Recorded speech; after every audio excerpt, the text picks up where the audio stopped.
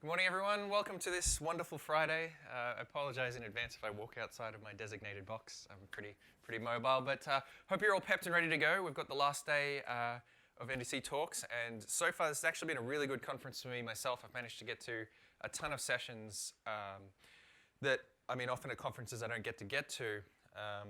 And for some of you, you may have noticed one of my strategies already, and that's talking to someone in the audience at the beginning just to see, what they're up to. And you'll see that I keep coming back to this point over and over during this talk is that, in fact, I'm not even going to bury the headline. Let's jump straight to it. If you remember one thing from this talk at all, it's that it's all about people. And the thing I've done is I've gone and had a conversation with Jason here in the front row, and he's working on like some cool security dashboard monitoring stuff. So like if he, as he describes it, if you've seen James Bond and someone's hacking in and so you see all the flashing sirens going off, that's the kind of monitoring and security stuff they provide. And I think that's fascinating. I talked to someone in London once and he was responsible for writing software that uses image recognition on like chocolate bars just to make sure there's nothing foreign in the chocolate bar and to make sure it's to shape and all that kind of stuff. And I thought, I wouldn't have even thought that was a job that existed, is chocolate bar security management software, image recognition, machine learning. And yeah, I guess coming to my point is that go out and talk to people. You're at a conference full of your peers. There's just a ton of interesting stories out there. And I reckon 50% of the people in this room could help the other 50% in some way. So it's always good to go out and talk to people. But jumping back, the title of this talk today is This Startup Life, Developers' Mistakes and Tips. So it's my journey, it's all the mistakes I've made, and I just want to make sure that I can help other people not make those mistakes as well. And the talk is split up into two parts. So we have the journey, and so this is mainly just my story and how I got here and what I've been doing. Excuse me. And the second half of this talk is about kind of the business-related things that I've discovered along the way. Okay, some helpful, hopefully, things that you can take back and relate to yourselves as well. And I just want to ask the question before we get started: who here is running a startup at the moment already? Whoa, some hesitant hands and a solid hand at the back there. That's awesome. Congratulations. Who here is has got something on the side, doesn't have to have made any money, but they're kind of interested in this kind of stuff? Perfect. That's roughly 25%, 30% or so, like that. And yeah, who here's had a crack before at actually trying to earn something off a side project or something along those lines? Yeah, again, probably those same few. So that's great. You're all in the correct room. And so what we're going to do is, again, just kind of come back to this, that it's all about people. Make sure that you go and talk to someone during this conference, basically. Go out and find someone else's story, because it's not just me that has a story of what I've done. I just happen to be up here talking about it. Everyone else, you'll find, has their own stories, and they've learned from their mistakes as well. So to give you a bit of context as to myself and where I'm at during my kind of startup journey, I just want to talk through a few of the kind of basic steps that a startup might go through. Okay, some common, very generalized steps. And so one of the first ones is going to be building some sort of prototype, an MVP, getting something together that you can show to someone and say, hey, I've got this idea, does this suit you? And then probably the next thing you might try and do is find market fit.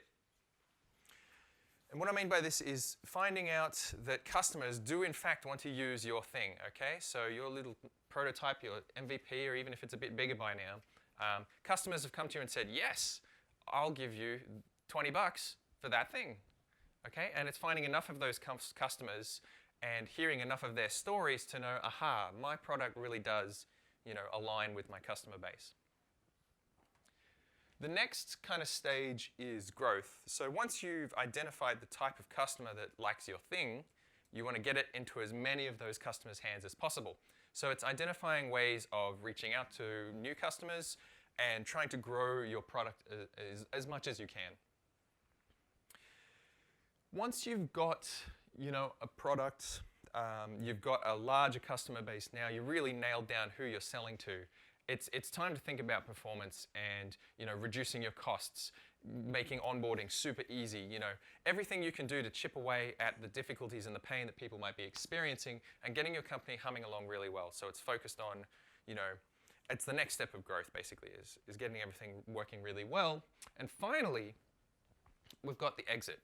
Now this can mean a lot of things to a lot of people, but basically if you've got a company, you need to know what you're going to be doing with it.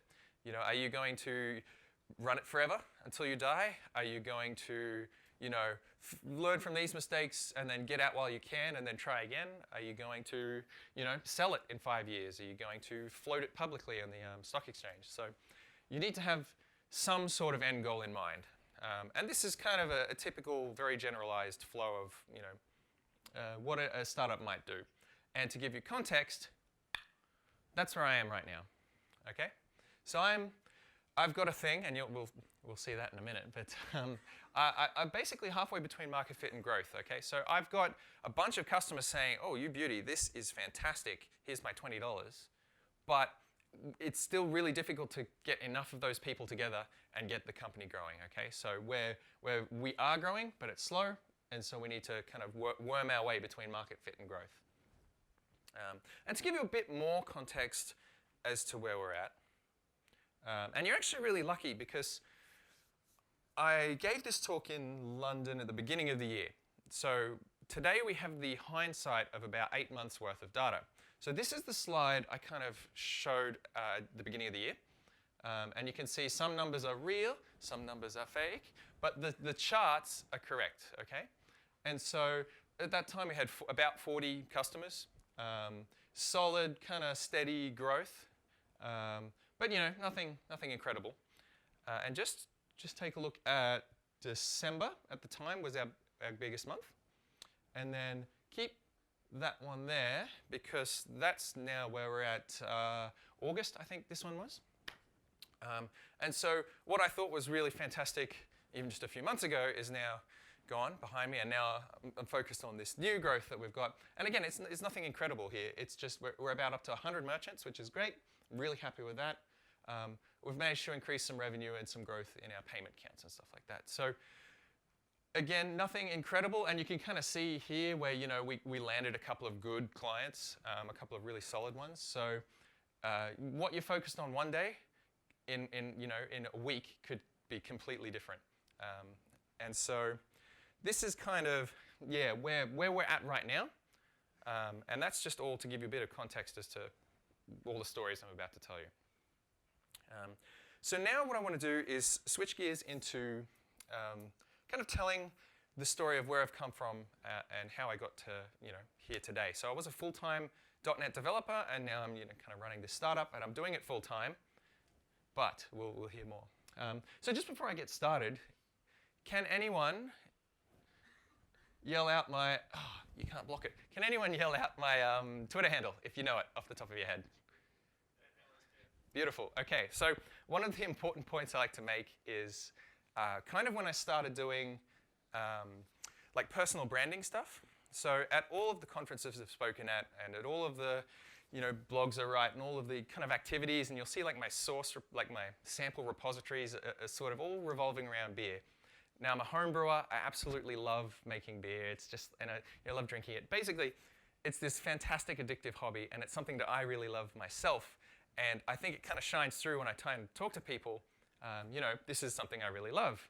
And back in the day, I kind of just had a Twitter handle that was like Benji253, something auto-generated like that. And when I went to conferences or meetups even, or something like that, I found it really difficult to be remembered by the other person. And kind of, I'm really bad with names and faces, so it really helps to have something else to get you going. But basically, the day that I decided, oh, you know what, this Twitter handle is really difficult to be remembered by, I'm going to change it to Ben Who Likes Beer. And then at meetups, literally, or conferences, I'd walk up to people and I go, "G'day, how's it going? I'm Ben Who Likes Beer." And they go, "Oh, that's a funny name." But they'd remember it. And then at the next time I saw them at the conference, and it actually gets a little more difficult for me now because people remember that, and I'm struggling to remember what other people are called and that kind of thing. So basically, what I want you to think about is, I mean, my brand, it's Ben who likes beer, I like beer, all that kind of stuff, but think about what everyone else is doing, okay? Some people wear, Pac-Man suits to be noticed, and you'll go, oh, that's the funny suit guy. Or you'll go, some people have funny hats, some people, I don't know, have very flat humor or something like that, and they'll talk a certain way. So think about what people's personal brand are when you're kind of looking at the conference and the parties and the things like that. And then think about yourself and what you can do to make like an impactful kind of image or impression on someone so that you're remembered. Because this kind of translates not only from yourself, but also to your business as well. As we discussed, my name's Ben. I give this overseas sometimes, so I say I'm from Australia, but we can ignore that. What I did do was live in Belgium for a little bit, and that was fantastic fun. I loved that, especially the fries that were. Little known fact, the Belgians invented fries, not the French. Okay? But now I'm down in down in Newcastle, and so it's a fantastic place. I quite like it anyway.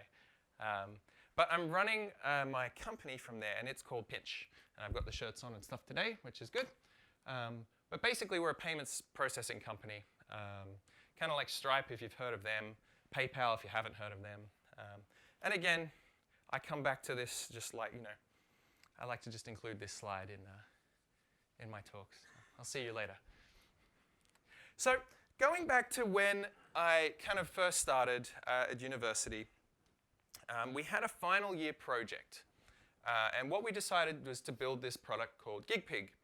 And what it does is it collects live music from all around the world, it scrapes all these pages and connects to their APIs and downloads all the gigs that it can find and puts them in one spot so that you can say, let me know when there's anything kind of rocky going on in Sydney or anything like this. And this was at the height of Web 2.0 performance, okay? This was a cutting edge Web 2.0 website. And this did really well at university. But what we did with this project is kind of take it. We got really good scores at uni. And then when we finished uni, my mates and I still got together each Thursday, and we had a bit of a hack around on the product. We kind of kept it going, and then we were getting quite a lot of data. And then what we thought was, like when we started this, we never intended to make any money from it. It was just fun. But then we started having people come up to us and they'd say, Ben, look, I'd love to add my gigs to your website, but I have to add my gigs to like 20 websites every time I've got something on. Can you make it easier? Like, is there any way to fix this? And so we went, boom, money-making opportunity. Okay, what we'll do is instead of going and collecting all of the gigs from around the place, what we'll do is we'll let people type them into our site and we'll push them to all the places we've been stealing gig information from. And then that'll make money because, it'll save people lots of time, and this is going to be fantastic. I'm so excited about this product. And we called it Promote FM, but of course, we never did anything with this. It never got anywhere. And the reason it kind of never got anywhere, and I want to kind of tell the story of this product, okay? Let me set the mood here, okay? It's a happy story. No, it's not. Basically, what we've done is we, 4 young guys who are developers, we've had this idea to, make this gig pushing software, and we thought, oh, this is going to be great. We built it first, again, as devs, we always do that. And then we went to what is called, it's kind of like a startup accelerator, although I don't think the term startups was popular yet. But we went to this accelerator, and we thought, okay, we've got a product, but we don't know how to sell it or market it or talk to anyone, or we don't know what we're doing. So let's go to this accelerator and ask them for some help. And so we book a meeting with the organizer of the center, and we come into the building, and he shows us around the building, and there's lots of cubicles, and there's hang in there baby posters on the wall, and people are tapping away on their computers, and we thought, oh yes, this is really cool. Wouldn't it be awesome if we could be doing this as our full-time jobs? Wouldn't that be so cool? And we're walking through all the cubicles, and people are really focused and stuff like that. And we're like, oh, we got really excited. We were like, yes, this is awesome. And he brings us into the boardroom. And the guy sits us down and he says, okay, fellas, how can I help you? And we said, oh, look, we've got this product, and like, let us put it on the laptop and show you on the screen, and like, it does this and this and this, and what we want to do is like, we want to sell it, like, we want to give it to people for money. And he goes, okay. So have you done your market research? Have you done your customer surveys? What's your business model? What's your forecasting? What's your cash flow look like? And we've gone, oh no, we don't know any of that stuff. That's kind of why we're here. Can you give us a hand? And the next thing that happens is kind of, it's one of the reasons why I like coming out and doing these kind of talks, because he basically stands up and he just goes, boys, come back when you know what you're doing. And we were just like, oh, shit. And we kind of, like this, just kind of walked out of the building. And it was absolutely like terrifying and awful and shocking. And basically, yeah, we were just shocked to our cause. And so we had no idea, we had nothing like that. We didn't see that coming at all. And it really kind of upset us. We just immediately dropped the project and said, no, not for us. This whole businessy thing, not for us. And so what I want you to think about is what's going to get you through the low points of the business. And for me, one of the drivers I have to go out and talk, and it's a bit nervous coming up and doing this stuff, and you get anxious every time, but one of the drivers I have to get me through the hard times is making sure that other people don't have to suffer through that kind of awfulness, right? I want to kind of help as many people as I can with their kind of business stuff, talk to people, and just make sure that no one, someone who's optimistic and has ideas and talent, I don't want them to come and hit this brick wall and then go, oh, not for me. So that's kind of my driver, or one of my drivers. And what you should do is think about what's going to get you through. Because startup, at least for me, and I think for a lot of people I've talked to really highs and really lows. And you'll come up and down. And when you're riding the high, it's great, everything's fantastic. But when you hit that low, you need something that's going to keep you going. Otherwise, you can give up very easily. So think about that for yourself as well.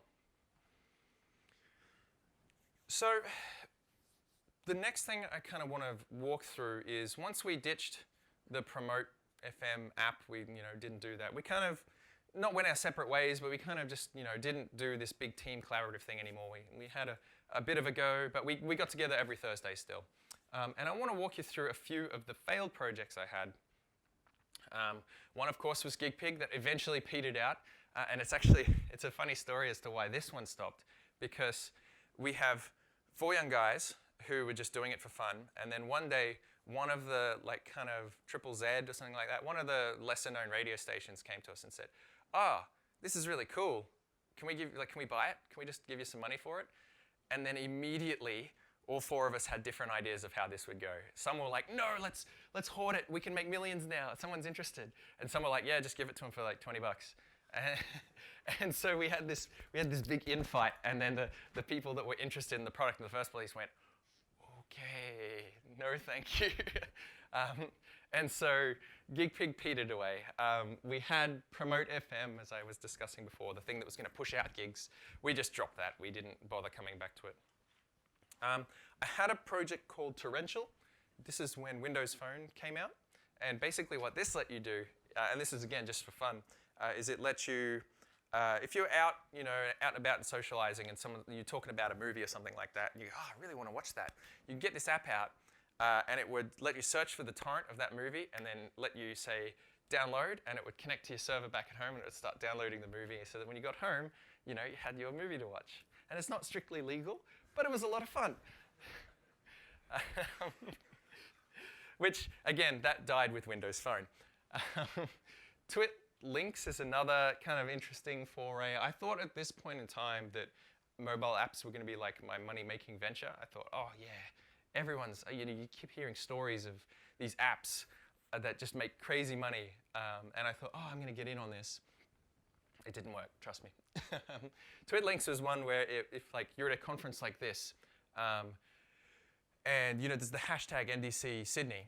And so what it would do is it would scrape all of the tweets that had that hashtag, and then it would download any article, like any links that people had posted to that hashtag, and it would scrape the article text from those links so that you could just flick through the actual interesting information rather than everyone's commentary on the things they're all talking about.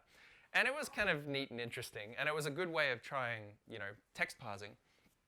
But I tried to sell that, and nothing. That made like a few bucks, I think, in total, less than $10 for hours and hours and hours and hours. The next one I did was something called Lunch Tizzle.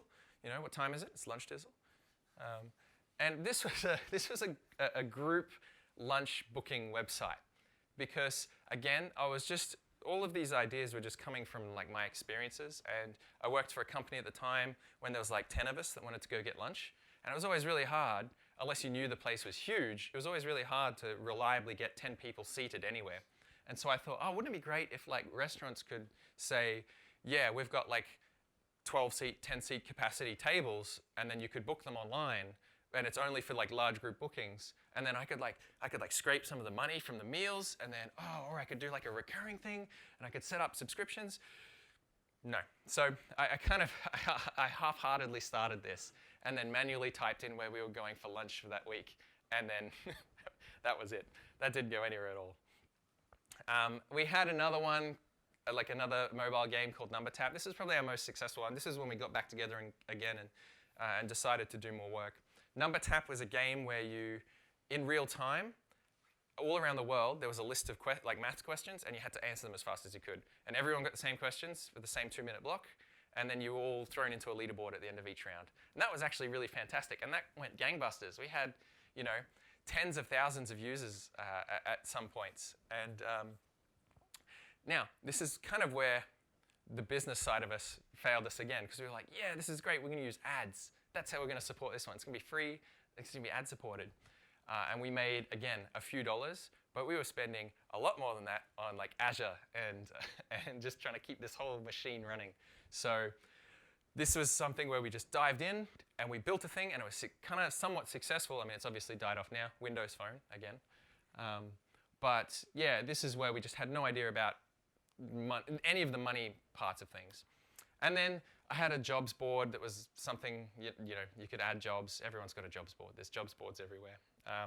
And then the one I want to kind of come to now is called Event Debit.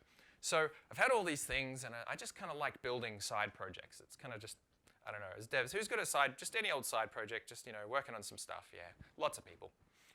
It's just fun, right? So this one here is my first attempt at, right, I want to actually make some money from this. And so what Event Debit was a custom form generator that had a payment form at the bottom. So if you've heard of Google Forms or Jotform or something like that, you can drag a text box here and say, okay, I want to ask for their name, maybe their t-shirt size, maybe I want to know their rating out of 10 on some sort of particular question, and then have a payment form down the bottom. And I thought, oh yeah, this is genius, right? Because it works in so many situations. I could have, if I'm having a barbecue and I just want everyone to chip in $20, they could put their name in and fill out $20 and hit go. If I've got like a little ticketing thing, like a little gig I want to go to, we could do that. I could work for, all sorts of things, online e-commerce bits. I thought this is going to be so fantastic. But this is where the first lesson comes in from the business side, okay? One thing I thought of is that this could work for everyone. And by saying that and by doing that, it worked for no one, because it was so hard and so broad that I got like a few people to use it. I think my mum used it, and she was like, oh, that's very nice. You've made a good website. I'm like, thanks, Mum. But the thing I didn't think about was my target market. And so, again, bring this back to your own kind of ideas and stuff like that as we talk through this. But when you're thinking of your target market, the customer that you want to buy your thing, they should be small, okay? We're all just, a few people in a room. We're not a multi-billion-dollar company. Keep your target market small and achievable. They should be identifiable, Okay, I should be able to point at you and say, yes, you're in my customer base.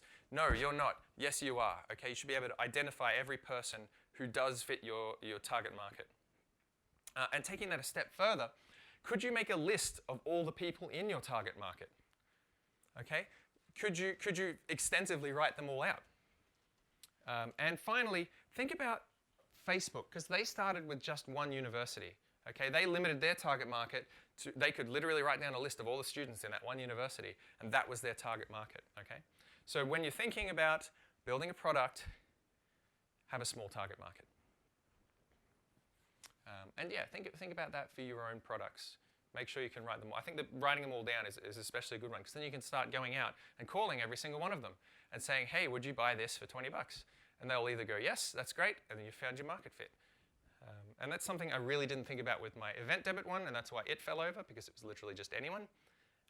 And yeah, so that's probably tip number one. So I want to change gears here. I want to go to back to the story about kind of, you know, I've told you about a bunch of failed projects I had. I was just, you know, still a full-time employee. And what I want to do is talk about kind of where I went next. And so one thing I do want to say is, who is going to PubConf? A few of you. Excellent. Okay. Remember that, because, by the way, if you're not and you would like to, there are 6 tickets left. Literally 6. I just asked Lars upstairs. So get in quick if you do want to. It's tonight at the pub. PubConf. Very simple. So the reason I asked this is because as a .NET dev, I was in my company and I was kind of, you know, a little bit restless, but, you know, it was okay. It was a good job. And I decided, oh, I want to keep up with what's going on in the community. I'm going to go to the local .NET user group meetup. So I go down to the meetup, and you know, the talk was good. And at the end of it, the presenters and a few other people who were in town were saying, okay, we're going down to the pub. Anyone who wants to join us can do. And of a room of like 30 people, it was me and one other person that did it. So I was a bit nervous because everyone knew each other, and I didn't know anyone. And I was like, oh, I'll come too. I like beer. And so I come down to the pub, and I get to talking to some of the people there. And basically what ended up happening is I got a job at the pub just by talking to the people who were there. And so tip number 2, go to the pub. This is the reason why I say, you know, who's going to PubConf? And look, I understand, you know, I quite like beer, but not everyone drinks. What I really mean by this is be social. Okay, go to the place where the people are gathering. You know, go and talk to people and be included in what's happening, because, again, it's kind of like when I came back to the beginning and I just like to talk to people and see what's going on. The opportunities that arise, and I didn't expect this, but it was a very good deal, and I thought, oh yeah, okay, I'll take that job. And so yeah, you don't understand what you could be missing out on if you don't be social and kind of try and be included as well. So it's at this point that I'm kind of delving into, and the job I got, by the way, was a consultant for SSW. I think they're floating around, but basically it was a consultancy job. And so I'd never done this kind of role before, and I walk into, you know, maybe not my first one, but like after I've done it for a little while, I walk into the client's office, and every time, you know, we go onto site, it always felt a bit like, you know, the consultants are here, you know. This is how it felt. It was always very nice. But, I mean, that aside, there's actually a lot of benefits to consulting that transfer over to running a business. And I didn't realize this at the time. It's a complete accident. And you'll find a lot of what I've done is a complete accident, so bear with me. One of the benefits of consulting is being able to sell yourself. So you have to be able to, you know, walk into a client's office and say, this is what I can do for you. This is how much it's going to cost. You know, what's your budget? How, you know, is this viable? And you've got to convince people that you and your company are worth it. One of the other things it makes you do is manage relationships. So you have to meet new people at these client places. You have to work with existing employees of that company. You have to, you know, not tread on the toes of other people who might go, oh, I wanted to do that, or, you know. You have to work with a lot of people, and managing relationships is especially important. It teaches you some responsibility and accountability. So when you've delivered a product to a client, if that falls over, you know, in the middle of the night, and you have to walk in the next day, and they say, what happened? It's broken. You know, you have to say, oh, you know, I'm very sorry. This is, what's happened. And when they say, no, that's not good enough, what are you going to do? You've got to go, oh, shit, you've got to deal with this. And it's something that, especially when I was like a more junior dev, I was really shielded from and protected from, because you'd come into work and you go, great, I'm going to go home now. And if something broke, the ops team would take care of it, or someone higher up than you would take care of it. And I remember the most cocky I've ever been, and it was like one of the worst things I've done, is I'd been at the company for a while, and I knew everyone really well, and I was walking out of the building, and I just pushed a deployment for this website, and I walk in past the CEO's office. He goes, oh, Ben, hey, is everything good with that website? Did it get deployed? I'm like, yep, everything's all good. He's like, okay, now it's really all good though, right? And I'm like, yep, no worries. And I stroll out the door, and lo and behold, I get like error emails through the evening. I'm like, oh shit. I walk in in the morning. He's like, Ben, come to my office now. And I was, yeah. So I mean, being confident is good, but don't be cocky. And again, this kind of the consulting part really teaches you to balance that kind of stuff. And I think the most important thing here, that why consultancy is good, is that it makes you think of the business needs over the developer needs. And this is something I also fell prey to a whole bunch. I'm like, no, the software must be structured this way, and it must be done properly, and we need this level of logging, and we need these tests, and we need everything. And the client or your company is just like, oh, I just wanted an email with a report in it. I'm like, I will build that website, but it's going to take me 4 weeks, and it's going to do all this stuff. And it's like, I really just need that email. If I could have it like in 2 days, that'd be great. And so, yeah, the consultancy really helps you think of the business needs over the dev ones. And again, it's finding that balance, especially with your, with your own business. This is really, really important, finding that balance. But you'll find that, after I did this role, I realized it's given me the skills for 3 really important parts of, running a startup, and it's sales, communication, and business. And so, what I guess my point with this is, if you are thinking of running a business, maybe give consulting a try just for a little bit. I mean, it helped me a lot. You don't have to do it, but I think it's a really neat way of kind of taking that first step into running something for yourself and giving you some base skills.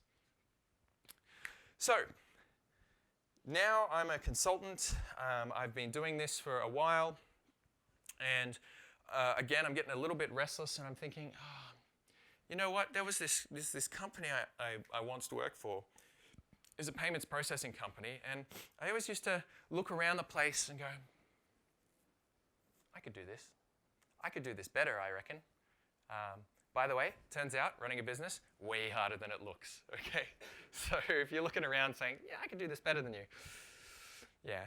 So what I've done is I went, okay, me and a mate, we went, let's do it. We've built up a little bit of money from doing consulting. We reckon we've got the skills. Let's jump out there and let's give it a crack. So what is the first thing we do when we want to create a new business? Is we went and built everything. We went and made a U-Butte system. We thought, I sat there and I meticulously planned how the system was going to work, and I built this really great payments engine, and boy, does that thing hum. Like, it is a fantastic piece of software.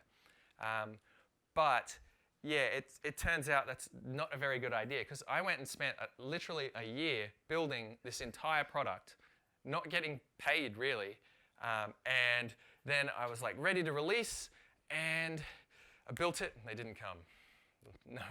No one wanted to use the thing I had, and there's a few obvious reasons other than like I didn't talk to anyone. No one knew who I was. But there's a couple of other more important reasons. This comes back to that whole business learning. What we did when we built our product was copy the business model of a much larger company called GoCardless. They're a UK-based business. They do direct debits in the UK. And I looked at their business and I went, oh, that's really cool. I'd like to do that here in Australia. And, they've got a business model, which means they've proved that kind of works. They're a successful company. The business model must work, therefore I could just copy it. And that's kind of literally what we did. We just went out and built that, but here. But one of the most important things is I didn't talk to my target market. Okay, I'm copying a UK company, and I didn't talk to anyone here about what their needs were. So not only did I not talk to my target market, I didn't even really know who they were. Like, I looked at Go Cardless and I'm like, yep, successful company, but I didn't know who they were selling to. I kind of knew they had customers, but I couldn't identify those customers, couldn't write them down, that's for sure. And so what I kind of realized a little too late is that for Go Cardless, I'm copying literally everything about their business, trying to make it successful here. And I want to really highlight something on this slide that you might not be able to see too easily, but it's a figure that says $47 million. Okay? I'm copying the business model of a company that's raised $47 million in funding. And I'm Ben with barely $47 to my name.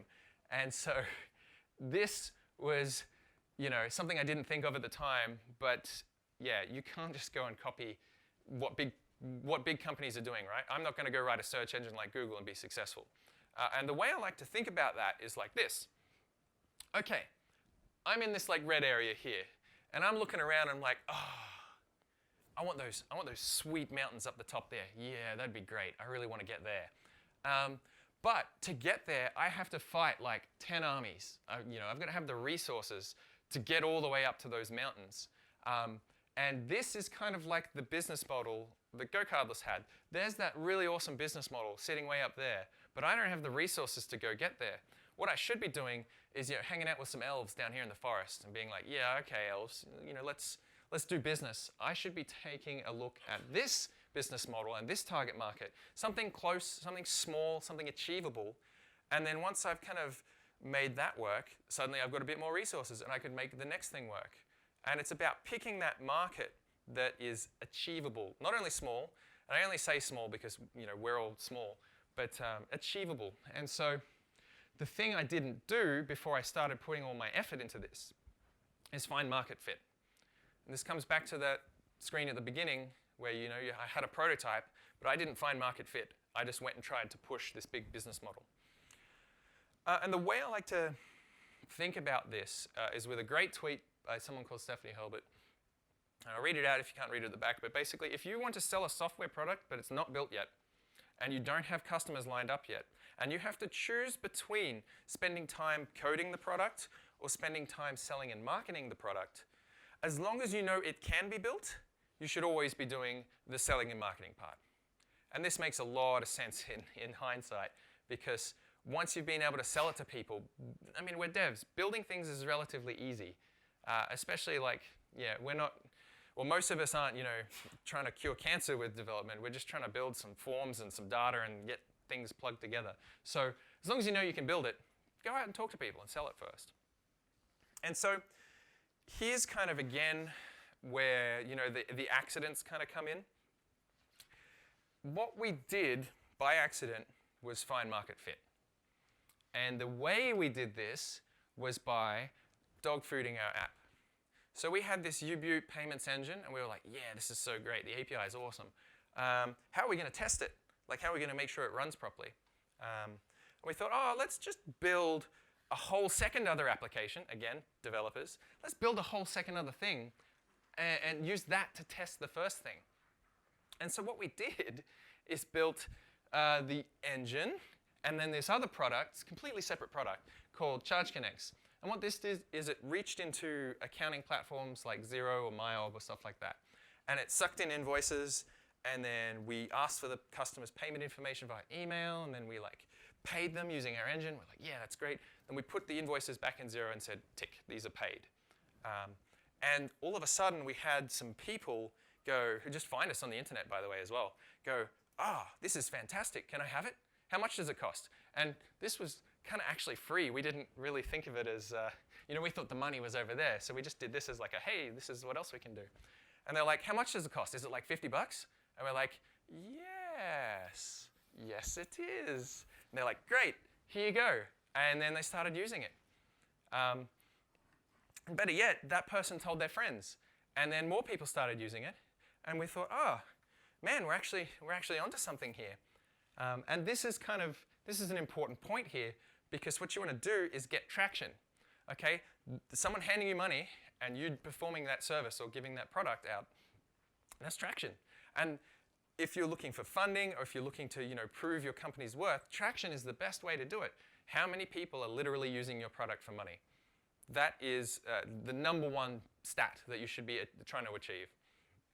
And there's kind of a funny story with these two things as well, because, and I don't like to admit this, but I built the engine, and that's why I've been so excited about telling you about the engine.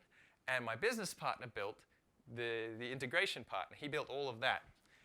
And unfortunately, once we had gotten up and running, this part won. And so his product is the winner, and mine is, it's still there. In fact, we call everything Pinch now. We kind of smushed it all together.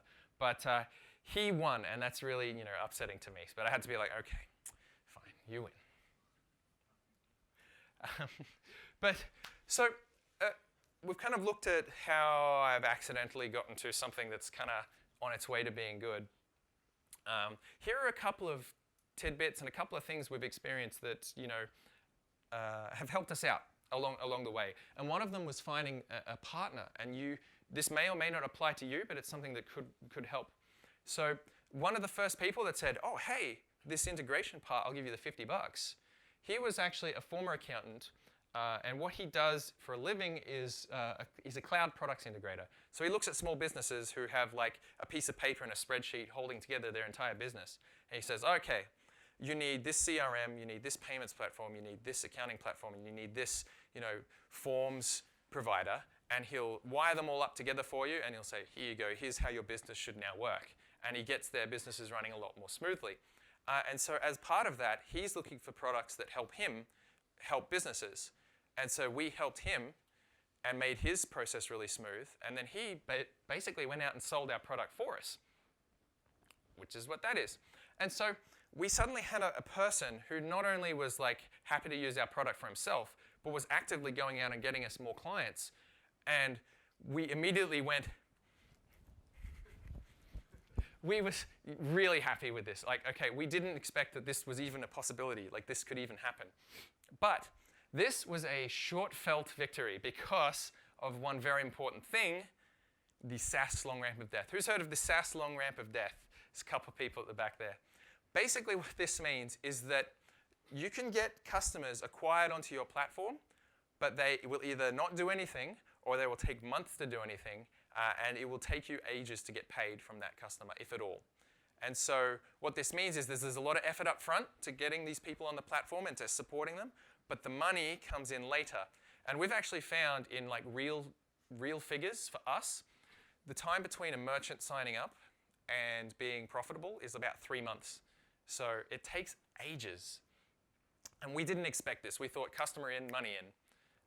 So yeah, many customers signed up, barely anyone transacted. And this is kind of also the case for our dependencies and our suppliers. So the banks, it took us 9 months to get access to the banking system to be able to perform all these transactions.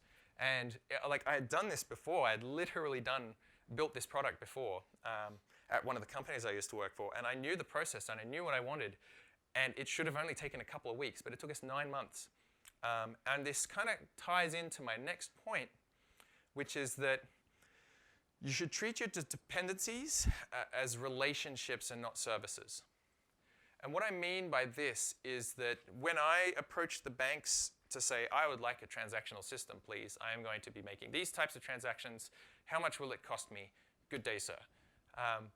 And when we kind of did that, the banks reacted in the same way. So they're like, wait for 5 months, please, or go through this process, or, here's how much it's going to cost, but it's going to take a while.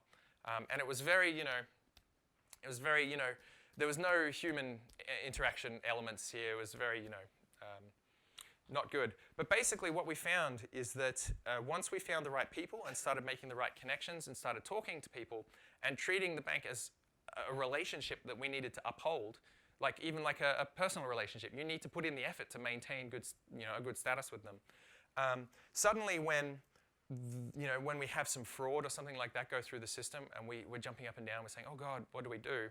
Rather than the bank saying, we detected fraud, we're shutting down your account, Judy from the fraud team will come in and say, oh, look, Ben, we found this. What we're going to do is remedy it like this. Have you talked to Sandra about this or John? Because they're going to work on this for you. And so when you have these relationships, you know, the good times are good and the bad times are not as bad because you've got people to fall back on and rely on. So we learnt this too late, but I think this is especially important. It's all about people, remember. And kind of a little bit of an aside, but something that usually gets a bit of a chuckle, is this quote that really hit hard with me, and it's that relationships are made face-to-face and maintained online, not the other way around. And in this culture of remote work, it's really difficult to, form these good relationships because everyone's no one knows who everyone is, and it's all this online stuff. So where you can, meet people in face-to-face. And it really is all about people. So these are just a couple of things we did. It's not super important, but basically some of the ways we grew is because we found a partner and we got to know that person, and he got to know us and our systems, and then we mutually benefited from that. We referred customers to him, he referred customers to us. But it's a people relationship there. The accounting software, we discovered people through emails and then phone calls and meetings, but then once we got to know those people at the accounting software started referring us to other companies that had similar situations or just wanted to talk to a developer. And that's another thing I found really surprising, is that for non-technical people, making all the technical decisions is really hard. So if you could just know a developer who could give you a little bit of guidance, just a little bit of a helping hand, that's massive. And then you can do the same for them. And so we branched out from some markets into other markets based on just these relationships. So that's really important. But sort of framing up now where we're at. So I'm here, and what's important about being here is kind of the next point I want to make, and that's bootstrapping versus funding. Okay, I'm at a point now where the company is profitable, like it's making money. It's not making enough money to support everyone, but what we need to do is think about, okay, do we ride it out and bootstrap this? Do we just keep putting our own time and money into it until it's profitable enough to then start giving money back? Or do we go down the funding road and really ramp this thing up quickly? And so I've been talking to a lot of people, a couple of VCs about this kind of stuff. And there's this is a really complex kind of place, but there's a couple opinions that people have. If you are not reliant, or if you are reliant on having a cash or income, my business partner has kids, he has a mortgage and stuff like that. I'm a little earlier than that, so I'm a bit fancy-free. But if you're reliant on having cash, you probably want to be looking at funding. Be aware that if you're looking at funding, do you want to exit in 5 years? Because anyone who's going to be giving you money is going to be expected to get it back within a reasonable time frame, usually in about 5 years. If you're going for funding, you have to know how you're going to exit. So when I mentioned the exit at the beginning here, and I said there's many different ways of doing it. If you're taking funding, you have to know exactly how you're doing it. Okay? Not only are you going to sell the product, who are you going to sell it to? How much are you going to sell it for?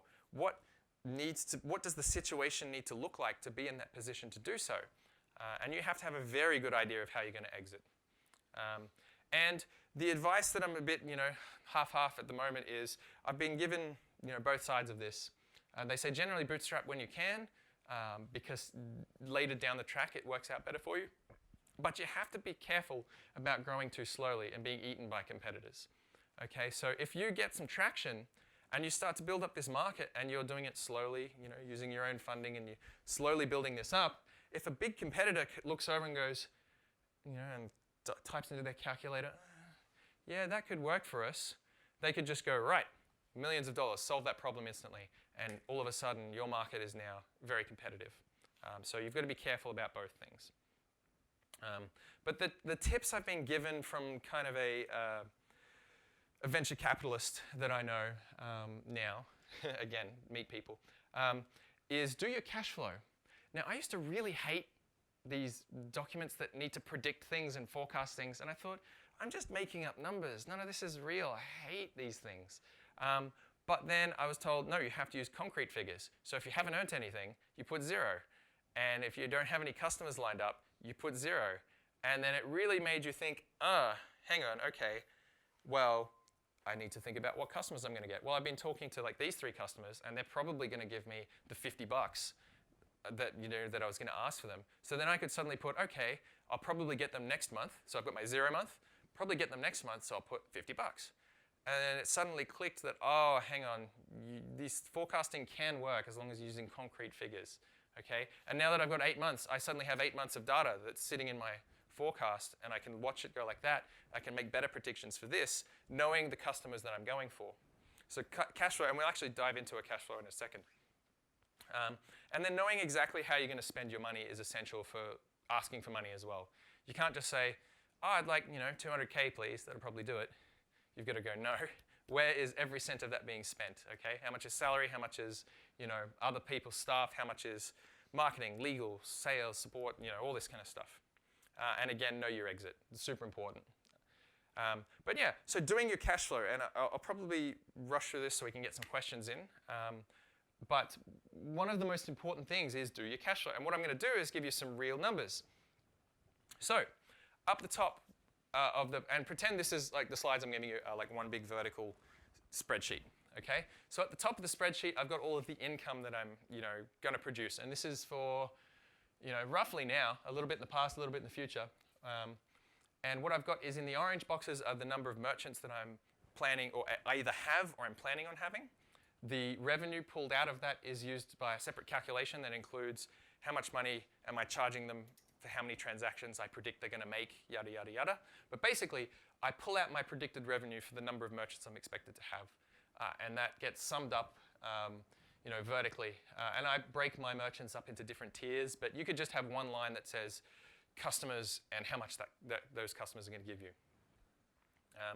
The next thing you want to do is then excuse me, total up your revenue and then remove your cost of goods. So how much does it cost you to make that money? And in my case, I have it costs me money to make a transaction, and then I charge people more to make that transaction. So I can remove the cost of goods from the revenue, and I can get a gross profit, which is the difference of those two. Once I've got my gross profit, I need to start taking out all of the actual things I'm going to spend money on. So I've got things like legal bits and pieces that I had to take care of. I've got my accountant. We've got an office. That I hope it's there. Yeah, Ben's salary. I want to get paid. So that's where you put in how much you're going to pay yourself and make sure you pay yourself. Okay, don't keep going forever without paying yourself because that's not sustainable. And if you can't do that, make sure you get enough funding to support that, basically. I've got some salespeople coming on. We've got some of the systems costs.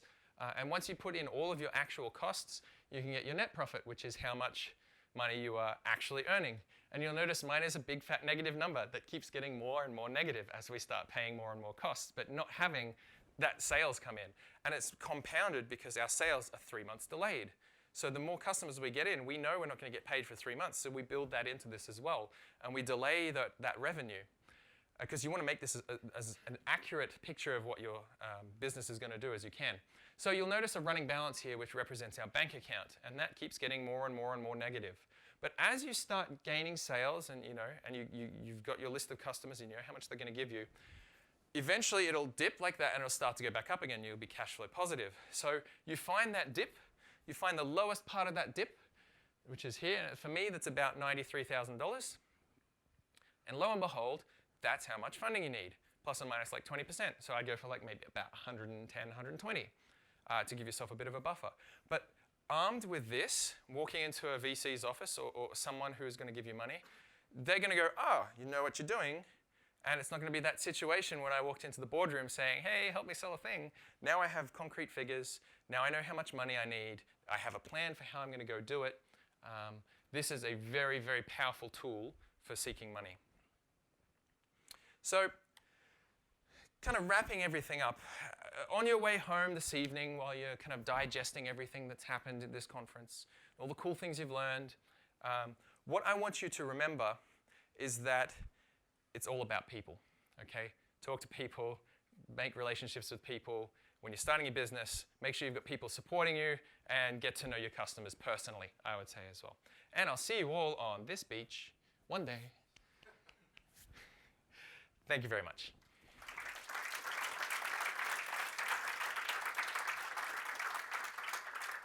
Now, I believe I've got 5 minutes for questions, so I'll take a few now if I've got any, if anyone has questions.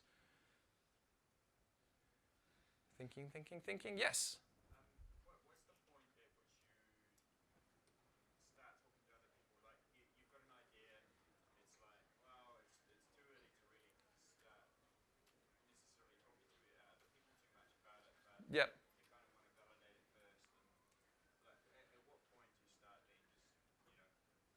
Right, okay. So the question is, and I'll paraphrase, at what point do you start talking to people about your product, even if it doesn't exist, to get an idea of, I would say as early as possible, even if it's just an idea, pitch to them, pitch to that person and be honest, like, this doesn't exist, but here's a theoretical thing I'm working on.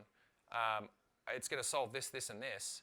I'm thinking of about $70 a month for that kind of thing. Does that sound good to you? And you'll get feedback immediately. So I would say straight away, even at the idea phase. It depends. If you know you can build it, then yeah, you're talking about real dollars and real product. If you're just trying to think like, oh, is this kind of thing a possibility? Get to know people in the industry or the customer and say, I'm thinking about this. But yeah, it's never too early. Any other questions? Beautiful. What I'm going to do is I'm going to stay here in the room, maybe at the back for 5-10 minutes. If anyone has a personal question they'd like to ask. Otherwise, have a great conference, and I'll see you again. Cheers.